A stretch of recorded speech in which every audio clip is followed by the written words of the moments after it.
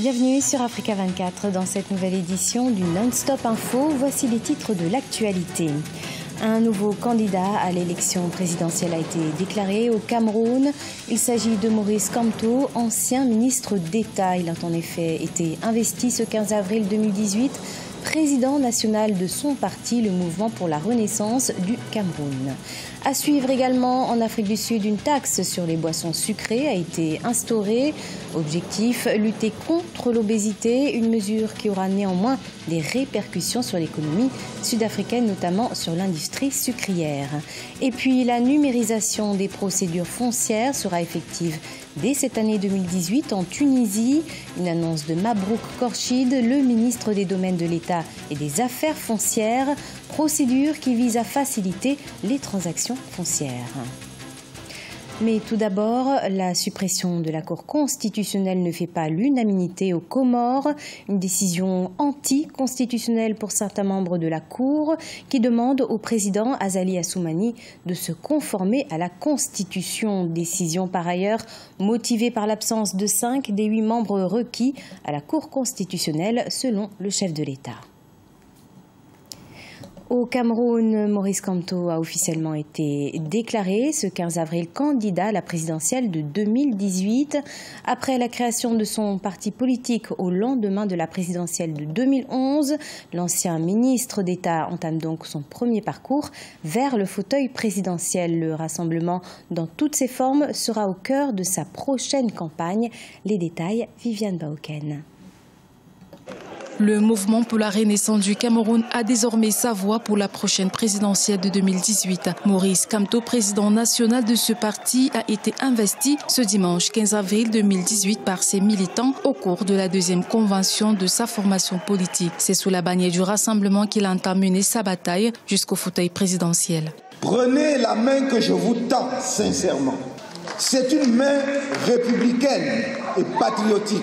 C'est la main qui, au-delà de son cercle, c'est-à-dire du cercle de mon parti, où il a pourtant des camarades de très grande qualité, est à la recherche des femmes et des hommes capables de l'aider à reconstruire la confiance et un vivre ensemble harmonieux. Dans son discours d'investiture, le candidat Maurice Kamto a relevé quelques axes stratégiques de son programme politique, parmi lesquels la résolution du problème anglophone par la réforme de l'État, le réaménagement du système éducatif, la valorisation de l'agriculture, entre autres. Les militants qui ont fièrement porté leur choix sur le candidat Kamto sont confiants pour la suite. Moi, je vais investir pour le candidat, le professeur Maurice Kamto. Déjà parce que c'est un professeur qui a de la vision pour la jeunesse. Lui qui veut travailler avec la jeunesse, il aime les jeunes. Donc moi, je vais travailler avec le professeur Maurice Kamto. C'est notre président, c'est le futur président de ce pays. Oui, vive le professeur Maurice Kamto, vive le MRC.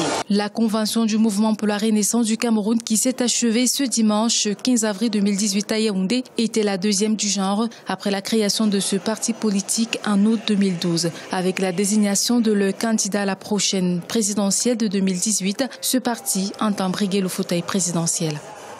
En Guinée-Bissau, Aristide Gomes a été investi ce lundi 16 avril, Premier ministre. Des consultations avec les principales forces politiques en vue de la formation de son gouvernement ont déjà commencé ce lundi.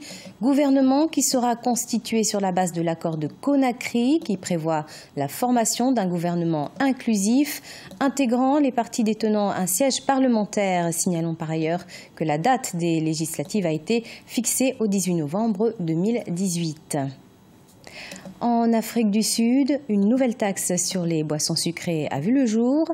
Elle augmente leur prix de 11%. Une redevance qui vise à dissuader la population de consommer le sucre en excès. Cette mesure aura néanmoins des répercussions sur l'économie du pays, notamment en ce qui concerne la production de canne à sucre. Gladys Mwamba. Une menace plane sur l'industrie sucrière sud-africaine depuis le 1er avril 2018, celle de la taxe sur les boissons sucrées. En effet, cette nouvelle réglementation pourrait faire perdre 13 200 hectares de canne à sucre, soit 5% de la superficie récoltée. Mais l'exécutif sud-africain a tranché. Il a décidé d'entamer une lutte contre l'obésité qui toucherait un quart de la population. En Afrique du Sud, Il n'y a jamais eu une étude complète au plan national de l'apport alimentaire. En conséquence, il y a une compréhension limitée de ce que la population consomme et de l'aliment qui contribue le plus à l'apport en calories et impacte le plus sur l'obésité. Il est peu probable que le ciblage d'un produit alimentaire particulier comme le fait cette taxe résolve un problème sanitaire complexe qui nécessite une approche pluridisciplinaire. L'Afrique du Sud produit près de 2,2 millions de tonnes de sucre par an, dont plus de 2 tiers sont commercialisés au sein de l'Union douanière d'Afrique australe. Cette redevance basée sur le taux de sucre ne sera pas sans conséquence sur l'économie sud-africaine, puisque chaque année, l'industrie sucrière fournit en moyenne près de 5,1 milliards de rand et emploie environ 350 000 personnes. L'État agit de manière optimale, c'est-à-dire il doit faire des arbitrages. Autant l'industrie sucrière apporte le revenu et l'emploi, autant il y a un risque lorsque c'est une mesure d'ailleurs qui touche tous les pays développés ou émergents, à savoir une sorte de surconsommation de produits sucrés qui entraîne de graves problèmes de santé publique. On ne va pas maintenir un secteur qui entraîne un grand nombre de problèmes de santé. Il faut trouver une solution. Cette mesure de santé publique est une première en Afrique. Ces dernières années, le continent est particulièrement touché par les maladies liées à la consommation de sucre, telles que le diabète.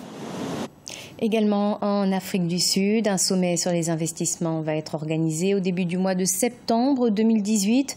Objectif, recueillir 1 200 milliards de rand sur 5 ans. 4 émissaires seront envoyés en Asie, au Moyen-Orient, en Europe et sur le continent américain afin d'y rencontrer de potentiels investisseurs avant ce sommet. Par ailleurs, le président Cyril Ramaphosa a annoncé sa participation au sommet des chefs d'État et de gouvernement du Commonwealth ce 17 et 18 avril, l'occasion de discuter des défis internationaux auxquels sont confrontés les pays membres. Le ministre tunisien des Domaines de l'État et des Affaires foncières, Mabrouk Korchid, a annoncé ce 11 avril la numérisation des procédures foncières dès cette année 2018. Une décision qui fait suite à la réforme visant à alléger les procédures administratives. Les documents portant sur le foncier seront désormais libres et plus accessibles. C'est un sujet de la rédaction. La numérisation des procédures foncières sera effective dès cette année 2018 en Tunisie. Une annonce de Mabrouk Korchid, le ministre des Domaines de l'État et des Affaires foncières. Objectif, faciliter les transactions foncières mais aussi avoir des données fiables concernant les patrimoines fonciers privés et publics. L'objectif est de rapprocher l'administration des citoyens et d'assurer la qualité et la célérité des services. Pour atteindre cet objectif, la conservation de la propriété foncière a réalisé un grand projet d'informatisation au sein de son établissement à travers l'informatisation de son process et la mise à jour de son site web.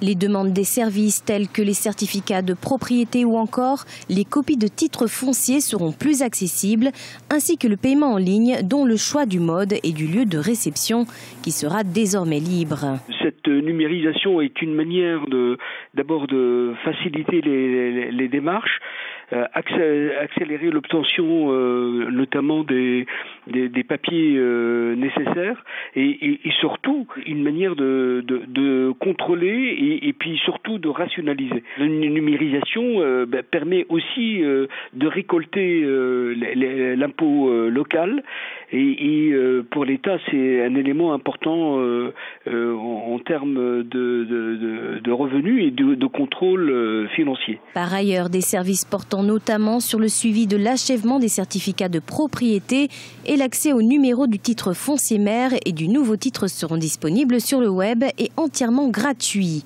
Service qui nécessite à ce jour de se rendre à la direction régionale territoriale. C'est la fin de ce journal. Merci de votre fidélité. Dans un instant, une nouvelle édition de l'information sur Africa 24.